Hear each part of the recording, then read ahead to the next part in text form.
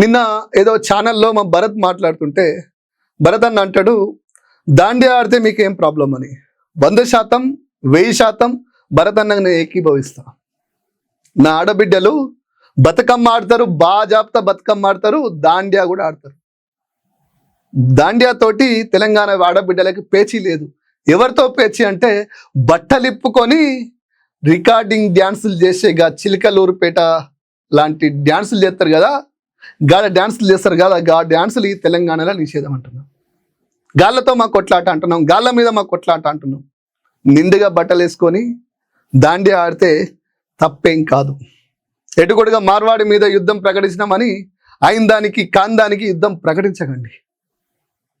బతుకమ్మ అంత వీకేం కాదు, దాండియా ఆడితే బతుకమ్మని మర్చిపోతారు అనేది మూర్ఖుల వాదన. అది నిజాములు తుష్కర్లకు వ్యతిరేకంగా బతుకమ్మ ఆడినాం కదా, సంపుతుంటే కూడా బతుకమ్మ ఆడినాం కదా. ఈ దాండియా ఆడితే బతుకమ్మని మర్చిపోతారా? బతుకమ్మ అంత వీకా? అస్సలు కాదు. దాండియా అనేది షోకో స్టైల్కో ఆడతారు. మార్వాడీలో కూడా నా బొడ్డమ్మ నా బతుకమ్మ తెలియదు, అర్థం కాదు వాళ్ళకి. నా బిడ్డలకి, నా ఆడబిడ్డలకి, నా అక్కలకు, నా చెల్లెలకి ఆమె దేవత బతుకమ్మ అంటే మొక్కుతారు కదా.